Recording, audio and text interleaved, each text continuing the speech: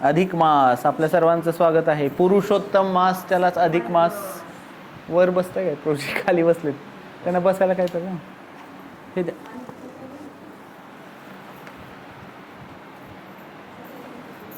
तर ह्या महिन्यामध्ये विशेष करून हे गीत गायलं जातं, त्याला म्हणायचं श्री चौराग्रगण्य पुरुषाष्टकम.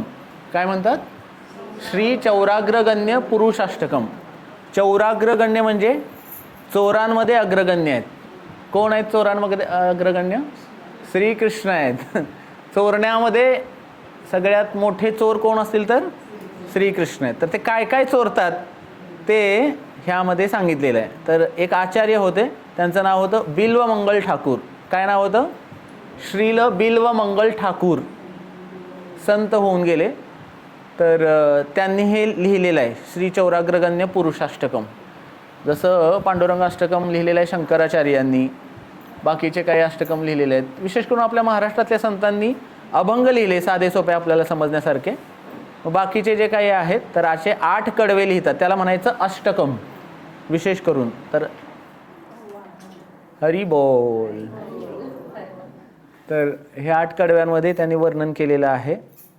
तर पहिल्या कडव्यामध्ये म्हणलेलं आहे व्रजे प्रसिद्धं नवनीत चोरम गोपांगनानां च दुकूल चौरम अनेक जन्मार्जित पाप चौरम चौराग्रगण्यम पुरुषम नमामि. तर ह्या पहिल्या अष्टकमध्ये काय काय चोरतो म्हणून सांगितलेलं भगवंतांना. व्रजधामामध्ये प्रसिद्ध लोणी, व्रजे प्रसिद्धम नवनीत चोरम.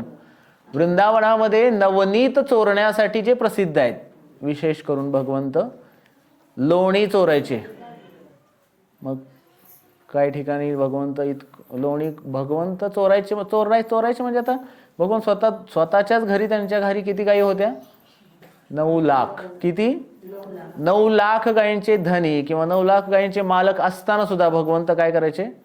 लोणी चोरायचे. का चोरायचे? कारण त्या प्रत्येक गोपीची इच्छा असायची, कृष्णाने आज आमच्या घरी यावं, आमच्या घरी लोणी खावं, चोरावं. नुसतं खावं नाही, चोरून खावावं अशी इच्छा असायची. आणि मग त्या गोपी काय करायच्या की त्या भगवंतांकडे जायच्या, दररोज नंदमहालामध्ये जायच्या आणि कृष्णाकडे बघायच्या आणि कृष्णाकडे बघून इच्छा करायच्या मनात की आज माझ्या घरी कृष्णाने यायला पाहिजे. आणि चोरायला जेव्हा भगवंत यायचे, जेव्हा चोरायचे, तेव्हा काय करायच्या? त्या पुन्हा यशोदेकडे जाऊन गाराणं सांगायच्या. यशोदे, तुझ्या कृष्णाने लोणी चोरलं, आमच्या घरी आला होता, असं झालं तसं झालं, माठ फोडून टाकले, सगळं काही सांगायच्या. मग यशोदा म्हणायची, माझा कृष्ण काही चोर आहे का? आमच्या घरी काही दूध दुभतं नाही का की तुमच्या घरी येऊन त्यानं लोणी चोरावं किंवा हे करावं म्हणून? आम्ही काही भिकारी आहे का? आम्ही राजा इथले, असं म्हणायचे यशोदा माता. पण तरी पण त्या काही ना काहीतरी सांगायच्या. म्हणे रंगे हात पकडून आणून दाखवा, तेव्हाच विश्वास ठेवणार.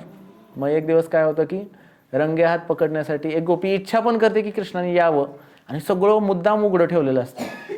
आणि गोपी तसेच करणार, मुद्दाम कृष्ण यावेत, उघडं ठेवायचं, घराचा दरवाजाही उघडा ठेवायचा आणि घरातून बाहेर गेल्यानंतर मग त्या ठिकाणी कृष्ण आले.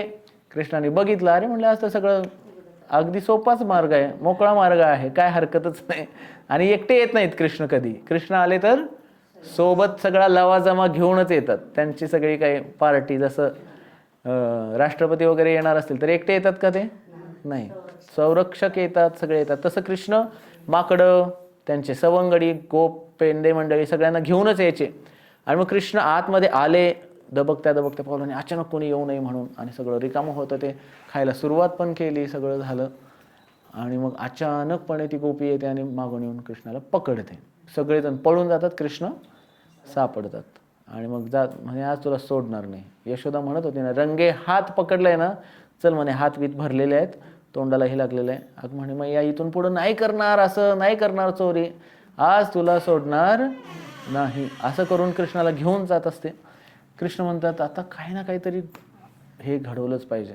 आणि जाता जाता म्हणतात ह्या हाताला खूप हे झालंय, तो दुसरा हात पकड म्हणतात. आणि दुसरा हात पकडवून देतात. आणि तशीच ती जाते पुढं आणि यशोदेकडे म्हणते, बघ बघ बघ, आतापर्यंत म्हणत होती ना की कृष्ण रंगे हात पकडून आणायचा, आज आणलाय पकडून, बघ यशोदा बाहेर येते बघते खाली तिच्या तोंडाकडे, परत खाली तिच्या तोंडाकडे, म्हणजे तुला वेड लागलंय म्हणते, तुम्हाला कृष्णाचं इतकं वेड लागलंय, जिकडे तिकडे तुम्हाला माझाच कृष्ण दिसतो, बघ म्हणे, तू स्वतःच बघ डोळ्याने तू कुणाला पकडून आणलंय ते. आणि जेव्हा ती बघते तर दुसरं तिसरं कोणी नसून तिचाच मुलगा असतो स्वतःचा.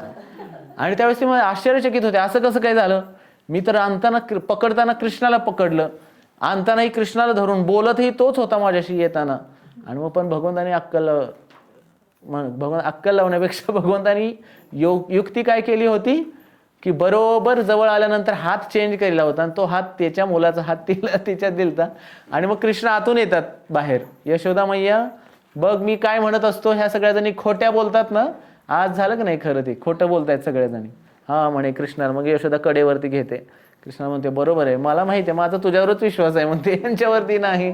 अशा प्रकारे मग भगवान लीला करतात. तर व्रजे प्रसिद्धम नवनीत चोरम, म्हणून भगवंताचं एक नाव काय झालेलं आहे, माखन चोर. माखन चोर या नावाने भगवंत ओळखले जातात. पुढचं आहे व्रजे प्रसिद्धम नवनीत चोरम गोपांगनानांच दुकुल चोरम. गोपींची वस्त्र चोरली भगवंतांनी इथंपर्यंत. तर भगवंतांना आता वस्त्र चोरायला काय, भगवंतांना काय, किती लहान होते ना भगवंत त्यावेळेस, 8 वर्षाचे होते कृष्ण जेव्हा वस्त्र चोरली. किती वर्षाचे होते कृष्ण, 8 वर्षाचे होते. त्यामुळं मनामध्ये कामुकता असण्याचा विषय काहीच नव्हता, लहान मूल असल्याप्रमाणे. पण त्या गोपिकांची इच्छा होती की कृष्णाने आम्हाला पती रूपामध्ये प्राप्त व्हायला पाहिजेत कृष्ण. आणि म्हणून त्या गोपींनी व्रत केलं, संपूर्ण 1 महिनाभर व्रत केलं. कशाचं व्रत, त्याला म्हणायचं हे जो शेवटचा महिना असतो चातुर्मासातला, कार्तिकच्या नंतर ते व्रत चालू होतं, कार्तिक महिन्यानंतर गोपींनी केलेलं व्रत. तर संपूर्ण मार्गशीर्ष महिना त्यांनी अगदी थंडीच्या काळामध्ये पहाटे 3 वाजता उठून यमुनेमध्ये स्नान करून कात्यायनी देवीची पूजा करायच्या. आणि त्या कात्यायनीला मागणं मागायच्या. काय मागणं मागायच्या, सर्वांनी हात जोडा आणि माझ्या पाठीमागं म्हणा, कात्यायनी महामाये महायोगिन अधीश्वरी नंदगोप सुतम देवी पतिम मे कुरुते नमः. हे कात्यायनी देवी, हे महामाये, की तू काय कर, आम्ही जे हे व्रत केलेलं आहे त्या व्रताचं फळ म्हणून आम्हाला कृष्ण पती रूपामध्ये प्राप्त झाले पाहिजेत, असं सगळ्या गोपींची इच्छा, सगळ्या गोपींची इच्छा. आणि म्हणून अगदी शेवटच्या दिवशी भगवंत 2 गोपाळांसोबत आलेले होते, झाडावरती चढले सगळे कपडे घेऊन, आणि त्या गोपिकांना म्हणले की तुम्ही वरती या. आता लज्जारक्षण करत त्या गोपिकांनी वर येण्याचा प्रयत्न केला, पण कृष्ण म्हणले नाही, तुमची इच्छा ना, मी तुम्हाला पती रूपामध्ये प्राप्त करून घ्यायचं आहे ना, ती इच्छा पूर्णच होणार, कारण तुम्ही कारण ये थामाम प्रपद्यन्ते तानस तथैव भजाम्यहम. तुमची जशी इच्छा आहे, ज्या दृष्टिकोनानं तुम्ही भक्ती करताय, तसंच फळ तुम्हाला त्या भक्तीचं प्राप्त होत असतं. तर गोपिकांना तशी इच्छा होती, म्हणून वस्त्रहरण केलं भगवंतांनी. आणि मग अशा प्रकारे भगवंतांनी ती वस्त्रहरण लीला सुद्धा केली. आणि पुढं काय म्हणलेलं आहे, तिसरं काय चोरलेलं आहे भगवंतांनी, अनेक जन्मार्जित पाप चोरम. अनेक जन्मातलं पाप चोरतात भगवंत. पाप चोरणार कोणी आहे का, कोणी चोरते का पाप, नाही. दुसरं कोणी चोरू शकतं का पाप, फक्त भगवंतच पाप नष्ट करतात. म्हणून तर म्हणलेलं आहे, कलियुगामध्ये भगवंत नामरूपाने प्रकट झालेत. कृष्ण कलिकाले नामरूपे कृष्ण अवतार. आणि ते नाव घेतलं भगवंताचं की पाप नष्ट होत आहे. घेता नाम विठोबाचे, काय पुढे, पर्वत जळती पापाचे. नाम विठोबाचं, त्या कृष्णाचं नाव घेतलं की पापाचे पर्वतच्या पर्वत जळून जातात. म्हणजे पाप सुद्धा जाळणारे किंवा पापाला चोरणारे कोण आहेत, कृष्ण आहेत. म्हणून अशा भगवान, अशा चौराग्रगण्य, अशा चोरांमध्ये उत्तम अग्रगण्य असणाऱ्या परमपुरुषाला मी प्रणाम करतो. अशा प्रकारचा पहिल्या कडव्याचा अर्थ आहे. दुसऱ्या कडव्यामध्ये म्हटलेलं आहे, श्रीराधिकाया हृदयस्य चौरम नवांबुदश्यामलकांती चौरम पदाश्रितानां च समस्त चौरम चौराग्रगण्यम पुरुषम नमामि. श्रीमती राधिकाचे हृदय चोरणारे भगवंत काय चोरतात, राधाराणीचं हृदय चोरतात. आता राधाराणी तर सगळ्या गोपींमध्ये शिरोमणी आहे. सगळ्या गोपी अनेक गोपी आहेत. त्या गोपींमध्ये सगळ्या गोपींची मेन कोण आहे? श्रीमती राधाराणी. आणि ती आली कुठून? कृष्णापासूनच उत्पन्न होते राधाराणी. कुठून? वामांगी रखुमाई दिश्य दिव्य शोभा. वामांगी म्हणजे डाव्या अंगातून भगवंताच्या प्रकट होते. ती भगवंताची एक आल्हादिनी शक्ती आहे. आल्हादिनी म्हणजे भगवंताला आनंद देण्यासाठी जी शक्ती निर्माण होते त्याला काय म्हणायचं? आल्हादिनी शक्ती. आणि अशा राधाराणीचं हृदय चोरणारे म्हणजे जी भगवंतापासूनच आली आणि तिचं हृदय चोरणारे भगवंत आहेत. अर्थातच ती शक्ती काही साधारण नाही आहे, भगवंतांच्या समानच शक्ती आहे ती राधाराणी. आणि म्हणून अशा राधाराणीचं हृदय चोरणारे कृष्ण आहेत. आणि काय म्हटलेलं आहे? नवांबुद श्यामल कांती चौरम. आणि जणू काही त्यांनी काय केलेलं आहे? पावसाळ्यामध्ये आकाशामध्ये ढग येतात की नाही, ते ढग कसे असतात? कलर कसा असतो त्यांचा? रंग कसा असतो? काळा रंग. तो काळा रंग सुद्धा चोरणारे आहेत. कोणी चोरला तो काळा रंग? भगवंतानी चोरला आणि तो स्वतःला धारण केला त्यांनी. म्हणून नवांबुद श्यामल कांती चौरम. त्या अंबुद म्हणजे ढग. तर त्या ढगांची त्या ढगाचा रंग सुद्धा चोरणारे ते कृष्ण आहेत. आणि पुढं म्हणलेलं आहे की निज चरणाश्रितांचे पाप चोरणारे पदाश्रितानांचे समस्त. ज्यांनी भगवंताच्या चरणाचा आश्रय घेतलाय त्याचं पाप भगवंत हरण करतात, चोरतात, त्याला शुद्ध करतात. आणि अशा भगवंतांना मी काय करतो? प्रणाम करतो, माझा नमस्कार असो. तर गीतेमध्ये भगवंतांनी सांगितलंय भगवंतांना नमस्कार केला पाहिजे की मनमना भव मद्भक्तो मद्याजी माम नमस्कुरु. माझा भक्त बन, मला नमस्कार कर, त्यानंतर माझी पूजा कर. भगवंतांनी सांगितलं मनामध्ये माझं चिंतन कर. नमस्कार म्हणजे केवळ येऊन असं हे करायचं नाही. एक असतं स्त्रियांनी पंचांग दंडवत प्रणाम केला पाहिजे, म्हणजे गुडघे आणि हे डोकं टेकवून पंचांग. आणि पुरुषांनी अष्टांग दंडवत प्रणाम, पूर्ण दंडवत प्रणाम, साष्टांग ज्याला आपण म्हणतो ते पूर्ण दंडवत प्रणाम करून. नुसता प्रणाम पण नाही, त्याच्यासोबत मंत्र पण असतो. आत्ता जे आपण हे कृष्ण करुणा सिंधो आणि राधे वृंदावनेश्वरी वृषभानुसुते देवी हे दोन्ही मंत्र, राधाकृष्ण असतील तर हे मंत्र म्हणायचे. आणि वेगवेगळे विग्रह असतात त्यानुसार वेगवेगळा प्रणाम मंत्र असतो त्यांचा, तो प्रणाम मंत्र बोलला पाहिजे.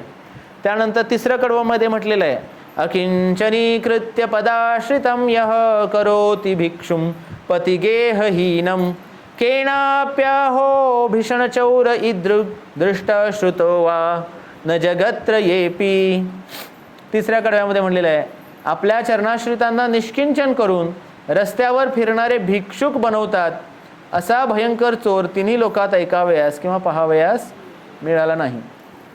भगवंत काय करतात?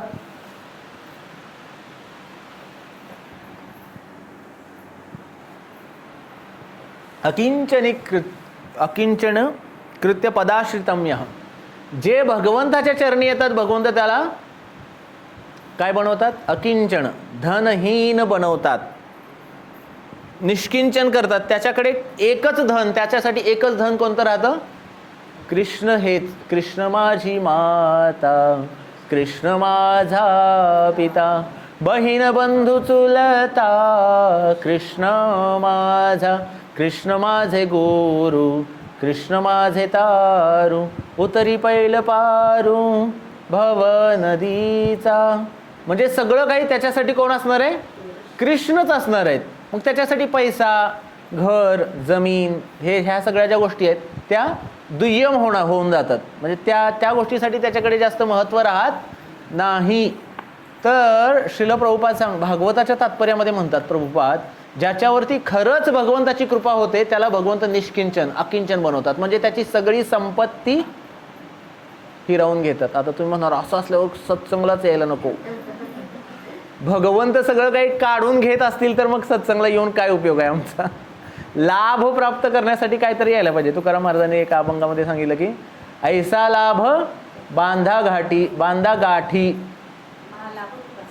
हां, मग लाभ गाठी बांधायचा असेल तर सत्संगला आम्ही येणार म्हणावं. मग काहीतरी भगवंत काढून घेत असतील तर मग कशाला यायचं? तर श्रील प्रभुपादांचे सुद्धा असंच झालं. कशा प्रकारे भगवंतांची खरी कृपा म्हणजे की ह्या सगळ्या गोष्टीतून आपण परावृत्त होतो. भौतिक गोष्टीतून, सांसारिक गोष्टीतून तो व्यक्ती परावृत्त होतो. श्रील प्रभुपाद जेव्हा प्रचार प्रसाराचं कार्य करत होते, पहिलं प्रभुपादांना त्यांची पत्नीच व्यवस्थित नाही भेटली. तर तुकाराम महाराज सुद्धा म्हणतात, बरे झाले बाईल ऐशी मिळाली, असं काहीतरी म्हणतात तुकाराम महाराज, की बायको अशी मिळाली म्हणून बरं झालं, संसारात चित्त लागलं नाही. भांडखोरी बायको असेल किंवा जास्त हे करणारी नसेल तर संसार व्यवस्थित होत नाही. म्हणजे वैराग्य येतं लोकांना जास्त करून. अर्थातच मग भांडणं झाली की काही जणांचा संसार पूर्ण बिघडतो. पण तो जर व्यक्ती थोडासा वैचारिक असेल तर तो भगवंताकडे नक्कीच वळणार. तर प्रभुपादांना सुरुवातीपासूनच त्यांच्या पत्नीचं हे असायचं. प्रभुपादा वडिलांना म्हणाले होते की एकदा मी दुसरं लग्न करू का? तर प्रभुपादांचे वडील म्हणले नको, तुझ्यासाठी तुझी पत्नी चांगली नाही हे तुझ्यासाठी चांगलं आहे, कारण पुढं जाऊन तुला हे समजेल म्हणले. आणि वयाच्या 55व्या वर्षी श्रील प्रभुपाद जेव्हा भागवतावरती टीका लिहायचे, तर त्या भागवतावरती टीका लिहित असताना तिनं काय केलं की ती लिहिलेली पानं सगळी रद्दी म्हणून विकले आणि त्याचा चहाची पावडर विकत घेतली. आणि प्रभुपाद जेव्हा माघारी आले तेव्हा त्यांनी पानं विचारली कुठे आहेत, त्यावेळेस ती म्हणते की मी विकून टाकली म्हणे. प्रभुपाद म्हणले तुला चहा पाहिजे का मी पाहिजे? त्यावेळेस ती म्हणते मला चहाच पाहिजे. म्हणले तू चहा पीत बस, मी चाललो वृंदावनला. आणि प्रभुपादांनी घरदार सोडून दिलं. कारणीभूत कोण झालं? बायको झाली. पहिल्यांदा बायको हिरावून घेतली, त्याच्या आधी बिझनेस प्रभुपादांचा हिरावून घेतला. प्रभुपाद ज्या ठिकाणी प्रभुपाद मोठे फॅक्टरी होती प्रभुपादांची, केमिकल औषधांची फॅक्टरी, औषध बनवायची. आणि तिथं ती फॅक्टरीच तिथल्या तिथं काही लोक जे वर्कर्स होते प्रभुपादांच्या अंडर काम करणारे, त्यांनी काय केलं की सगळे ते हडपून फॅक्टरी पळून गेले सगळे कामगार वगैरे, आणि जे काय होतं ते पण हडपून घेतलं. प्रभुपादांना निष्किंचन. प्रभुपाद त्यावेळेस विचार करतात. एक श्लोक आहे भागवतामध्ये, त्यामध्ये म्हणलेलं आहे की खरी कृपा भगवंताची जेव्हा होते, हरिष्ये तद धनम, धन हारून घेतात भगवंत. पहिली गोष्ट धन हारून घेतात. प्रभुपाद म्हणतात बरं झालं की बाबा ह्याच्यातून मला भगवंताने मुक्त केलं, काहीतरी भगवंतानं मला सांगायचं की आता तू असं काहीतरी कार्य कर. आणि मग त्यावेळेस प्रभुपादांनी निर्णय घेतला. प्रभुपाद वृंदावन धामात गेले. एका मुलाचं लग्न राहिलं होतं तरी सुद्धा म्हणले काय आता नाही राहणार म्हणे इथं. गेले वृंदावनात आणि मग आध्यात्मिक मार्गाचा पूर्ण शरणागत होऊन या मुवमेंटसाठी प्रभुपादांनी कार्य चालू केलं अशा प्रकारे. तर अर्थातच भगवंत काय करतात की ज्याचा खरंच तेवढा विश्वास आहे त्याचं धन हरून घेतात. मग एखाद्याचा विश्वास नसेल आणि तो येणार नसेल तर भगवंत कशाला धन हरून घेतील? हां बरोबर, आपल्या ज्याच्याकडे धनच नाही त्याचं काय घेणार भगवंत? त्याची इच्छा असेल तर, त्याची इच्छा नसेल तर सांसारिक गोष्टीतून, विशेष करून बघा या भौतिक जगात लोक धनासाठी जास्तीत जास्त पैसा, गाडी, बंगला ह्यासाठीच काही ना काहीतरी धडपडत असतात. प्रत्येकजण सांसारिक गरजा भागवण्यासाठी लोक भक्तीमध्ये मार्गावरती येतात. पण भगवंत कसे आहेत, ह्या सगळ्या गोष्टी भगवंतांना आवडत नाही की माझ्या ह्याच्या एवढं द्या मग मी एवढं देतो, एवढं द्या तेवढं देतो. भगवंत कसे आहेत, जे निष्किंचन आहेत, ज्यांना कशाचीच आवश्यकता नाही त्याला सगळं काही देतात भगवंत. पण ज्याला खरंच आवश्यकता आहे त्याला मागून मागून दमला तरी भगवंत त्याच्या नशिबात नसेल तर कुठलं देणार. तर विशेष करून जेव्हा पूर्ण शरणागत आपण होऊ तर भगवंत सगळ्या गोष्टी प्रदान करतील तुम्हाला जे काय हवं आहे ते. अर्थातच भगवंत जे खरे आईवडील आहेत, खऱ्या आईवडिलांना माहिती असतं की त्या व्यक्तीला काय हवं आहे. बरोबर आहे की नाही? तर एखादा जर मुलगा असेल, तो मुलगा गेला आपल्या वडिलांकडे गेला आणि म्हणजे दुसरे कुणाकडे तरी गेला, पानपट्टीवाल्याकडे गेला, पैसे दिले, पान किंवा काही ना काहीतरी गुटखा तंबाखू घेईल, तो खाईल. पान टपरीवाले त्याच्याशी काही घेणं देणं आहे का? त्याला फक्त पैशाशी घेणं आहे. तर भगवंत तसे नाही आहेत. भगवंतांना माहिती आहे मी याला काय दिल्याने ह्याची भक्तीमध्ये प्रगती होणार आहे किंवा हा या संसारातून परत पुन्हा माझ्याकडे येणार आहे, हे भगवंताला माहिती आहे काय केल्याने. तर त्यामुळे भगवंत बरोबर त्याच गोष्टी प्रदान करतात ज्याच्यामुळे आपल्याला वैराग्य येईल. म्हणून म्हणलेलं आहे अकिंचनी कृतपदाश्रिताम्यः. अशा भक्तांना भगवंत अकिंचन बनवतात, स्वतःचा आश्रय घेणारे बनवतात. आणि तिन्ही लोकात ऐकावयास किंवा पाहावयास असा चोर दुसरीकडे कुठे पाहायला मिळणार नाही. की त्या स्वतःच्या भक्तांना भगवंत भिक्षुक बनवतात. जसं हे होते, अर्थातच ते धनी असतात. खरे धनी तर भगवंताचे भक्तच आहेत, कारण त्यांचं धन काय आहे, भगवंत हे त्यांचं धन आहे. मग खरे जसं हे होते भगवंताचे मित्र सुदामा, काय होतं का त्यांच्याकडे? काय नसताना सुद्धा सगळं काही त्यांच्याकडे होतं. म्हणजे काय होतं? कृष्ण होते त्यांच्याकडे. ते सतत हरिनामाचा जप करायचे. पुढच्या श्लोकामध्ये म्हटलेलं आहे, यदीयनामापि हरत्य शेषम गिरी प्रसारानपि पापराशीन आश्चर्यरूपो ननुचौर इदृक् दृष्टः वानमया कदापि. ज्यांच्या नामाचा केवळ उच्चार केल्याने पर्वता समान विशाल पाप समूह नष्ट होतात, अशा आश्चर्यकारी रूपवान चोर तर मी कधी पाहिला नाही किंवा ऐकलाही नाही. यदीय नामापि हरत्य शेषम. आणि काय नामानी काय होतं की भगवंताचं नुसतं नाव घेतलं की पापराशी, अजामेळ पापराशी, अनेक पाप. किती पाप होतं अजामेळाचं? 7 रांजण. एक मोठे मोठे रांजण असतात की नाही, आणि मोहरी असते, त्या मोहरीने भरलेले 7 रांजण, इतकं पाप होतं अजामेळाचं. आणि असे सगळं पाप भगवंतानी जेव्हा त्या अजामेळाने नारायण या नावाचा उच्चार केला त्यावेळेस त्याचं सगळं पाप जळालं किंवा हरून घेतलं भगवंतानी, सगळं पाप नष्ट केलं.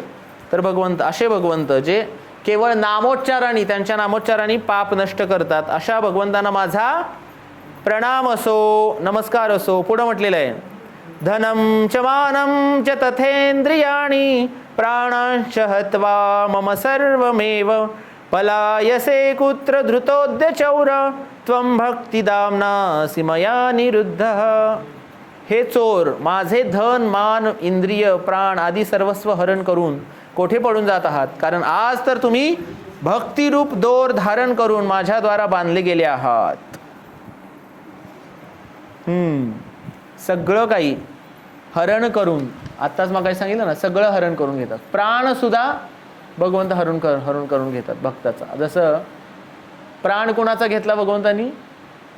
म्हणजे पूतनेचा. पूतना काय केलेली होती? भगवंतांना मारण्यासाठी आली होती. मनामध्ये विचार होता की विष पाजायचं आणि त्याला मारायचं. पण भगवंतांनी विचार केला की अरे आई होऊन आली, कृत्रिम का असेना, मनात खोटा भाव का असेना, तरी सुद्धा आईचा भाव धारण करून आली, दूध पाजण्याच्या वृत्तीनं आली आहे. म्हणून काय केलं भगवंतांनी? चला म्हणले हिचा स्वीकार करूया. तिला सुद्धा धात्रीची गती प्राप्त करून दिली, सुईन मराठीमध्ये म्हणतात. तर ती गती त्या पूतनेला प्राप्त झाली. का? तर काहीतरी सेवा करण्याची इच्छा होती. भगवंत बघा, जगन्नाथजी जे आहेत, आत्ताच आम्ही जगन्नाथपुरीला जाऊन आलो, तर गीत पण आहे ना, जगन्नाथ म्हणा, जगन्नाथ चकानयन नीलाचल वारे तू न संभाले तो हमें कौन संभाले. जगन्नाथ चकानयन नीलाचल वारे तू न संभाले तो हमें कौन संभाले. तर ते जगन्नाथ सगळ्या जगाचे नाथ आहेत, तेच आपल्याला सांभाळणारे आहेत. आणि मग त्या जगन्नाथांचे डोळे कसे आहेत? एवढे मोठे मोठे डोळे आहेत. आता मोठे डोळे का आहेत?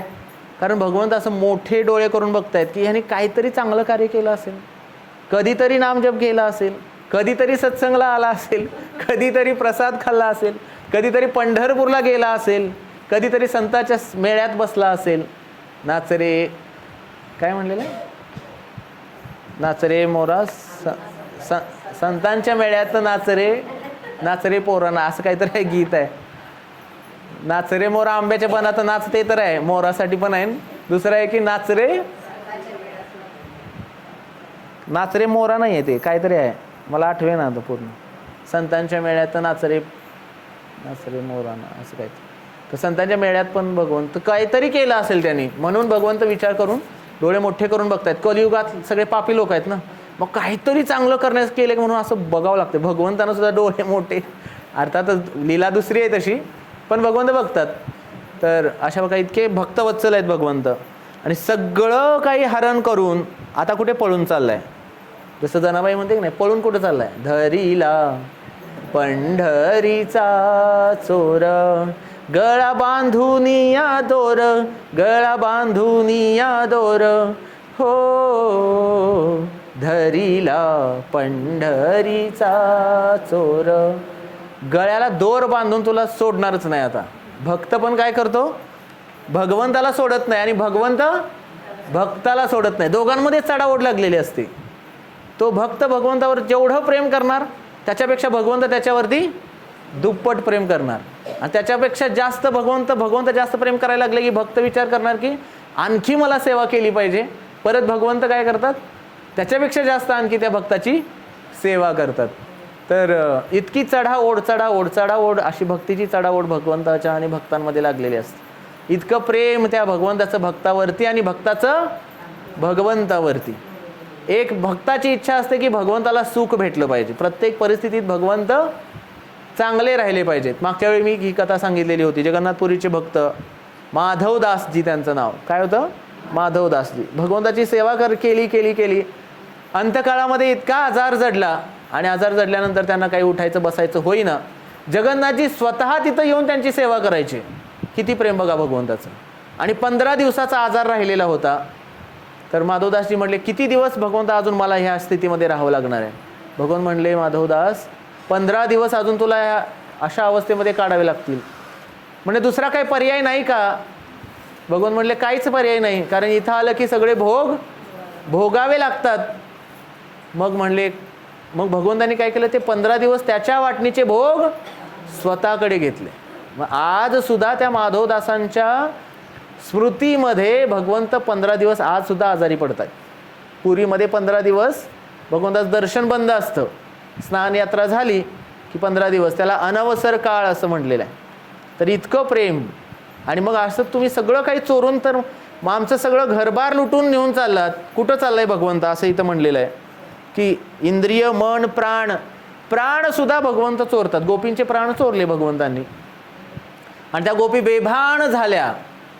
मग मुरली वाजवली, नको वाजवू श्री हरी मुरली, तुझ्या मुरलीने माझी तहान भूक हरली, नको वाजवू श्री हरी मुरली.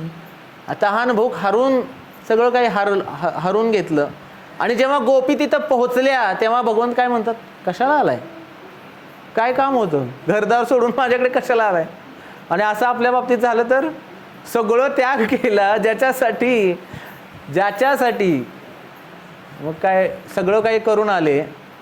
आणि तोच व्यक्ती जर म्हणायला लागला की काय करत होती एवढं सगळं करण्याचे माझ्यासाठी, राग येतो की नाही. गोपी काय म्हणाल्या, आम्हाला तुमच्याशिवाय कुणीच नाही आणि आम्ही तुम्हाला सोडणार नाही. इतकं प्रेम त्या गोपींचं. ते श्रीकृष्ण चतुर्भुज रूपामध्ये प्रकट झाले त्या गोपींच्या समोर. आणि गोपी जाऊन त्या चतुर्भुज रूपाला नारायणांना विचारतायत, आमचे कृष्ण बघितले का हो कुठे, द्विभुज 2 रूपातले 2 हात असलेले आमचे कृष्ण बघितले का तुम्ही, बघितले का. स्वतः कृष्णच आहेत ते नारायण रूपातले. भगवंत विचार करतायत काय या गोपींचं इतकं प्रेम त्या कृष्ण रूपावरतीच. म्हणजे एकच रूप, तुझे रूप चित्ती राहो, मुखी तुझे नाम, देह प्रपंचाचा दास, सुखे करो काम.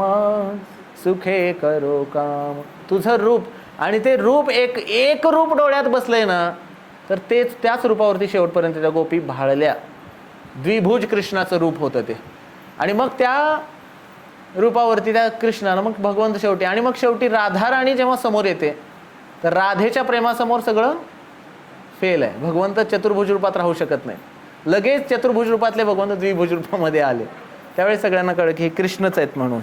तर पुढं म्हटलेलं आहे, छिनत्सि घोरम यमपाशबंधम, बिनत्सि भीमं भवपाशबंधम, छिनत्सि सर्वस्य समस्त बंधम, नैवात्मनो भक्तकृतं तु बंधम.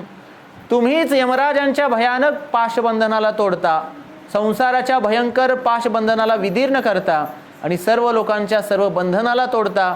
परंतु आपल्या प्रेमभक्तीद्वारा रचलेल्या प्रेममय बंधनाला मात्र तोडू शकत नाही. सगळी बंधनं भगवंत तोडतात, पण प्रेमाचं बंधन भगवंत तोडू शकत नाहीत. सगळी बंधनं. मग कुठली बंधनं सांगितली याच्यामध्ये, छिनत्सि घोरम यमपाश बंधन. त्या यमाचं बंधन सुद्धा, यमराजांनी जे मरण पाठवलंय ते मरण सुद्धा भगवंत मागचं पुढचं मागं एखाद्याचं करू शकतात. सावित्रीनं बोलवलं की नाही तिच्या पतीला, स्वतःच्या तपस्येद्वारे भगवंतानी केलं तिच्यासाठी, त्याला जास्त आयुष्य दिलं, प्रदान केलं. हे भगवत कृपेशिवाय शक्य नाही. किंवा भगवंतानी त्यांच्या गुरु जे होते तर त्यांच्या गुरुपुत्राला परत आणलं. कुठून? यमपाशातून सोडवून यमाच्या ह्याच्यातून माघारी आणलं भगवंतांनी. तर यमपाश बंधम छिनस्ति घोरम यमपाश बंधम, हे यमाचे पाश, मृत्यूचे पाश सुद्धा तोडणारे तुम्ही आहात. त्यानंतर संसाराची बंधनं तोडणारे तुम्ही आहात. भगवंतांना यायची गरज नाही. केवळ भगवत कथा सत्संग ऐकल्यानंतरच काय होतं की या सगळ्या संसारिक गाठी तुटून जातात. की त्यामध्ये म्हटलेलं आहे, भागवतामध्ये श्लोक आहे, त्यामध्ये म्हणलंय की भगवत कथा भगवत कथा ऐकल्यानंतर काय होतं, संसाराच्या व्यथा नष्ट होतात. काय तो श्लोक मला आठवण झालाय आता. शृण्वता स्वकथा कृष्ण पुण्य श्रवण कीर्तन हृद्यंतस्तु अभद्राणी विधुनोती सुरतताम.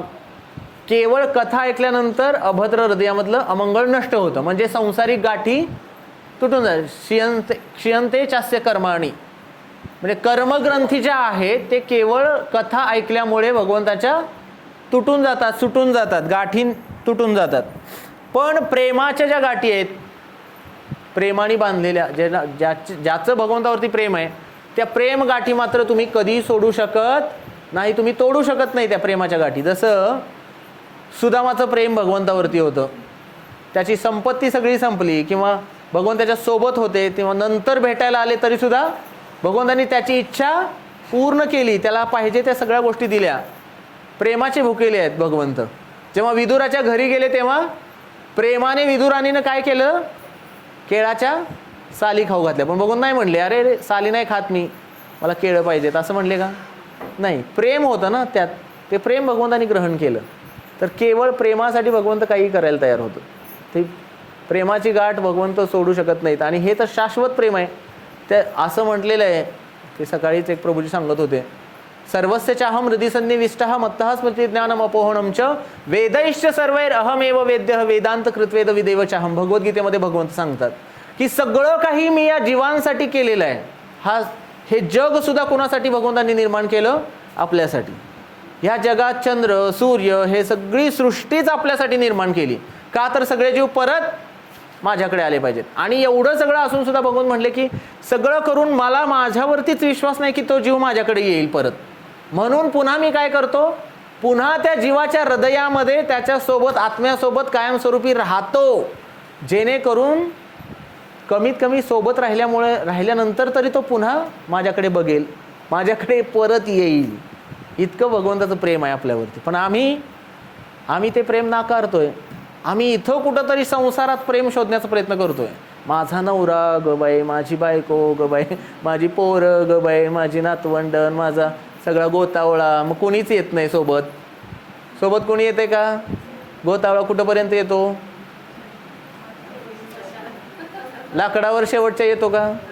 स्मशानभूमीपर्यंतच गोतावळा. तिथून पुढं कुठलाही गोतावळा नाही आहे. तिथून पुढे एकटंच. भगवंत मात्र तेव्हा सुद्धा सोबतच असतात. काही जरी झालं तरी भगवंत सोडत नाही. कारण किती प्रेम असेल त्या देवाचं आपल्यावरती, विचार करू शकता. अनकंडिशनल. त्याच्यामध्ये कुठल्याही प्रकारची हे असेल तर हे आणि ते असेल तर ते, असा बाजार नाही आहे, व्यापार नाही आहे. इतकं भगवंताचं प्रेम. आणि हे प्रेम भगवंत तोडत नाहीत कधीच. म्हणून विठू माझा लेकुरवाळा. जसे आपल्या आईचं प्रेम तसं भगवंत आई आहेत. पुढं म्हटलेलं आहे, मनमानसे तामसराशि घोरे कारागृहे दुःखमये निबद्धः लभस्व हे चौर हरे चिराय स्वचौर्य दोषोचितमेव दंडम. हे माझे सर्वस्व चोरणारे चोररूप हरे, आज मी तुम्हाला माझ्या अज्ञानरूप अंधकार भयंकर आणि दुःखमयी मनरूपी कारागृहात बंदिस्त केले आहे. अशा प्रकारे आपल्या चोरीरूप दोषांच्या उचित दंडालाच अधिक वेळेपर्यंत प्राप्त करीत राहा. आणि तुम्ही हे सगळं चोरलं ना, म्हणून आता तुम्हाला दंड म्हणून मी काय केलंय, माझ्या हृदयाच्या कारागृहात तुम्हाला बंद केले. हृदय बंदी खाना केला आत विठ्ठल कोंडीला धरीला पंढरीचा चोर. आणि मग मी त्या माझ्या हृदय रूपी खाण्यामध्ये कारागृहामध्ये तुम्हाला बंद करून ठेवले. आणि हा तुमच्यासाठी दंड आहे. एक भक्त काय म्हणतोय की तुम्हाला इथं राहावंच लागेल, माझ्या हृदयामध्ये राहावं लागेल, मी तुम्हाला कोंडून ठेवलं आहे, तुम्ही आता बाहेर जाऊ शकणार. भगवंत काय करतात, सारखं चंचल आहेत भगवंत फार. कृष्ण कसे आहेत, चंचल आहेत. आता इथं उद्या तिथं नजर तर अशी फिरवायला लागली की मग सगळे घायाळच करून सोडतात. आणि तसे भगवंत मग त्यांना एका जागी बांधून ठेवणं सुद्धा अवघड आहे, सहजासहजी कोणी बांधून ठेवू शकत. त्याच्यासाठी भरपूर अगाढ प्रेमाची आवश्यकता आहे. तेवढं प्रेम असेल तरच भगवंत राहतील, नाहीतर भगवंत लगेच जसं एखादा भोवरा एका फुलावरून दुसऱ्यावर, दुसऱ्यावरून लगेच तिसऱ्यावर, तसं भगवंत एकाकडून दुसऱ्याकडे, दुसऱ्याकडून तिसऱ्याकडे असे जातच राहतात. पण शुद्ध भक्ती जर असेल, निर्मल मन असेल, तर भगवंत तिथेच राहतील कायमस्वरूपी. म्हणून आपण तसे शुद्ध भक्ती करण्यासाठी त्या भगवंताला कायमस्वरूपी धरण्याचा प्रयत्न केला पाहिजे. आणि त्याच्यासाठी भगवंताच्या भक्तांना जर आपण पकडलं, त्यांच्या चरणांचा आश्रय घेतला, तर भगवंत आपोआपच आपल्या पकडीमध्ये येतील. पण डायरेक्ट भगवंताला पकडण्याचा प्रयत्न केला तर भगवंत तसे येणार नाहीत. भक्तांच्या माध्यमातून जावं लागेल, भक्तांच्या चरणाचा आश्रय आधी घ्यावा लागेल, नंतर भगवंत येतील. तर ते म्हणलेलं आहे या ठिकाणी की अज्ञानरूप अंधकार, भयंकर दुःख सगळं काही बंदिस्त करून, तुम्हालाही बंदिस्त करून टाकले आता मी माझ्या हृदयामध्ये, आता सोडणार नाही. काही जरी झालं तर आता तुम्हाला मी सोडणार नाही. जसं चैतन्य महाप्रभू त्यांच्या शिक्षाष्टकमध्ये म्हणतात, अयी नंद तनुज किंकरम पतितं मां विषमे भवांबुधौ कृपया तव पाद पंकज स्थित धूली सदृशम विचिंतय.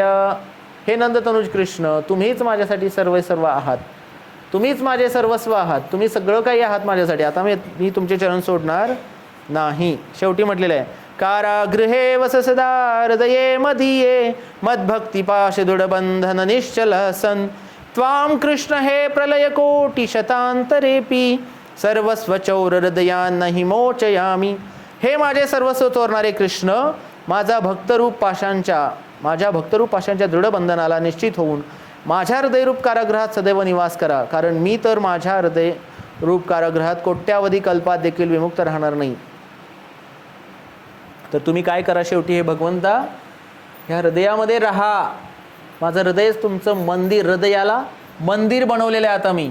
जसं हे मंदिर आहे, ह्या मंदिरामध्ये भगवंत राहणार कधी, तर तिथं स्वच्छता असेल तर त्यासाठी भगवंताला हृदयामध्ये, अर्थातच भगवंत सगळ्याच्याच हृदयात आहेत, पण सगळ्यांना का जाणवत नाही ते, कारण हृदयामध्ये अशुद्धता आहे.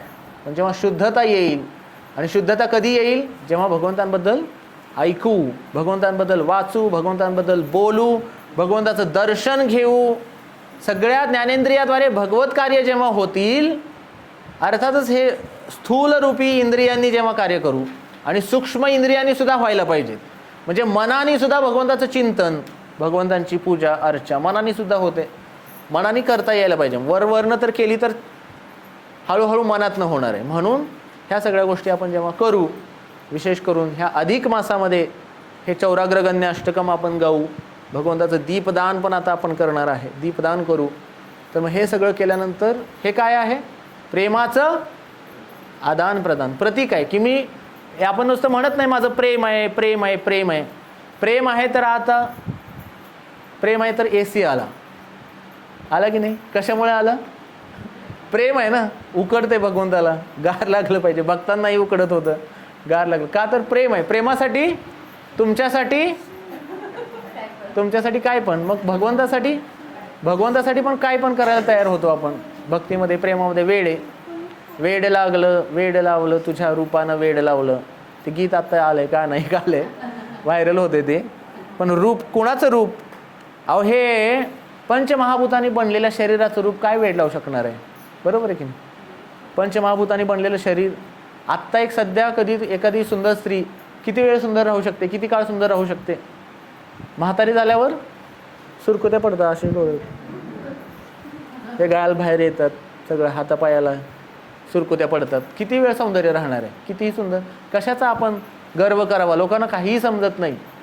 खरे सुंदर कोण असतील तर ते कृष्ण आहेत. सुंदर ते ध्यान उभे विटेवरी करकटेवरी ठेवुनी. आणि हे बदलणार आहे का, नाही. आपलं सौंदर्य बदलणार आहे का, तात्पुरतं आहे ते. चमड्याचं सौंदर्य काय, आणि हे चमडंच काढलं तर काय राहील का, विचार करा. शरीराचं सगळ्याचं चमडं काढल्यानंतर कसे दिसतील माणसं. सौंदर्य कशात दडलंय, या शरीराचं आपल्या चमड्यामुळे आहे. आणि चमडंच काढल्यानंतर बघा कसं दिसतंय, एखादी जखम झाल्यानंतर कसं दिसतंय ते चमडं पूर्ण काढल्यानंतर विचार करा ते व्यक्ती दिसेल कसा समोरचा. ते नुसते डोळे असे नुसते हेच दिसणार, 2 होल छिद्र दिसणार, एवढे मोठे डोळ्याला 2, नाक वगैरे कसं दिसेल, लाल भडक सगळे कसं दिसेल, इतकं घाण आहे. तर त्याला सौंदर्य म्हणून काय उपयोग आहे का? तर अशा प्रकारे हे भगवंत या विशेष अधिक मासामध्ये जास्तीत जास्त नामजप केला पाहिजे, जास्तीत जास्त भगवंताचं स्मरण केलं पाहिजे, धामवास केला पाहिजे. आपल्या सर्वांनी मी सांगितलेलं आहे, पंढरपूरमध्ये या राहण्यासाठी एखादा दिवस तरी राहा मंदिरात. एक दिवस मंगल आरती करा सकाळची पहाटेची, आदल्या दिवशी आम्हाला सांगा आम्ही येतोय प्रभूजी म्हणून. एक दिवस राहा, एक दिवस मंगल आरती करा, एक दिवस चंद्रभागेचं स्नान करा. जमेल का? संसारातून वेळ काढून या. हरे कृष्ण. श्रील प्रभुपाद की.